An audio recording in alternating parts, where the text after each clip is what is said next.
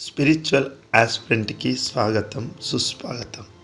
ఆధ్యాత్మిక జ్ఞానాన్ని మీకు అందిస్తూ అనేక అంశాలని మేము ముందుకు తీసుకొస్తున్న తరుణంలో మరొక అంశం ఈరోజు తెలుసుకుందామా? మరి వెంకటేశ్వర స్వామి ఏ యుగంలో ఈ భూమిపైన జీవించారు?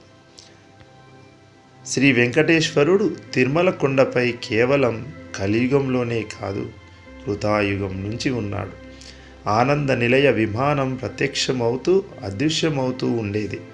వెంకటాచలంపై భక్తులు కానీ దేవతలు ప్రార్థించినప్పుడు కానీ ఆయన విమానంలో ప్రత్యక్షమవుతూ వారిని అనుగ్రహించిన తర్వాత విమానంతో సహా అదృశ్యమవుతూ ఉండేవారు. ఇలాంటి ఘట్టాలు మనకు పురాణాల్లో చాలానే కనిపిస్తాయి. ఉదాహరణకు కొన్ని చూద్దామా? మరి త్రేతాయుగంలో రాక్షస బాధలు పడలేక లోక కళ్యాణం చేయమని ప్రార్థించడానికి దేవతలు బ్రహ్మదేవుడు వెళ్ళారు. శివుడు కూడా వారి వెంట వెళ్ళాడు. వెంకటాచలంపై విష్ణువును ప్రార్థించారు. వెంకటాచల మహత్యం విన్న దశరథ మహారాజు కూడా తిరుమల కొండకు వెళ్ళి పుత్ర సంతానం కోసం శ్రీవారిని ప్రార్థించాడు. అప్పుడు వారందరికీ కూడా విమానం ప్రత్యక్షమైంది. విమానంలోకి వెళ్ళగా తన దేవేరులతో పాటు శ్రీ వెంకటేశ్వరుడు వారికి ప్రత్యక్షమై తన అవతార స్వీకారం చేసి రావణుడిని సంహరిస్తానని వరమిస్తాడు. దశరథునికి శ్రీవారు వరమిస్తూ తన అంశతో 4 కొడుకులు పుడతారని వరమిచ్చాడు. అలా ఆయనకు రామ, లక్ష్మణ, భరత, శత్రుఘ్నులు పుట్టారు. వెంకటాచలం గురించి విన్న జనక మహారాజు కూడా శేషాద్రికి వెళ్ళి స్వామిని స్తుతించాడు. తిరుమల కొండపై వైకుంఠ గుహ ఉన్నదని శ్రీరాముడే చెప్తాడు.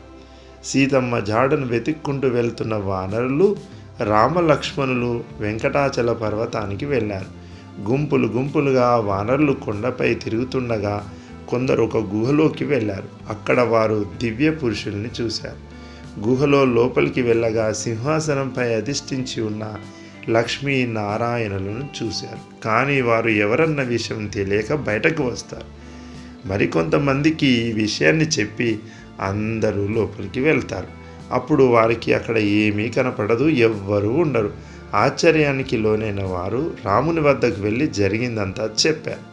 దానికి రాముడు ఈ విధంగా చెప్తాడు: ఈ కొండపై శ్రీరామనారాయణుడు ఎప్పుడు శ్రీ భూ నీలాదేవతలతో విహరిస్తూ ఉంటాడు. ఇది ఆయన కీడాద్రి. మీకు గుహలో కనపడింది కూడా శ్రీహరే. ఒకసారి శేషాద్రిపై కొందరు ఋషులు యజ్ఞం చేస్తూ ఉంటారు. ఆ కొండపైన విహరిస్తున్న నారాయణుడు లక్ష్మికి అది చూపించి అక్కడికి వెళ్ళాలని సంకల్పించి మానవ రూపాలతో అక్కడికి వెళ్తారు. ఋషులు వారిని లోపలికి ఆహ్వానించారు. హవిస్సులు సమర్పించినప్పుడు వారిద్దరూ లక్ష్మీనారాయణులుగా ప్రత్యక్షమై స్వయంగా హవిస్సులను స్వీకరించి అంతర్ధానం అవుతారు. అప్పుడు ఋషులు, ఓహో, వచ్చింది సాక్షాత్తు శ్రీదేవితో కూడిన శ్రీ వెంకటేశ్వరుడు. ఈ కొండపై చేయబట్టి కదా వారిద్దరూ వచ్చి స్వయంగా హవిస్సులు తీసుకొని మనల్ని ధన్యులు చేశారు అని సంతోషించారు. ఇప్పటి వరకు ఇతర యుగాల గురించి చూసాం. ఇప్పుడు కలియుగం గురించి చూద్దాం. కలియుగంలో వెంకటేశ్వర స్వామి మాట్లాడేవాడని తొండమాన్ చక్రవర్తి కథ ద్వారా తెలుస్తుంది. తొండమానుడి వల్ల జరిగిన ఒకానొక సంఘటన కారణంగా వెంకటేశ్వరుడు మాట్లాడకూడదని నిర్ణయించుకున్నాడు. ఏదైనా విషయం చెప్పాలనుకుంటే అర్చకులను ఆహ్వానించి కానీ స్వప్న సాక్షాత్కారం ద్వారా కానీ చెప్తానని అన్నాడు. కానీ పరమ భక్తులైన వారికి దర్శనం ఇవ్వకుండా ఆయన కూడా ఉండలేడు.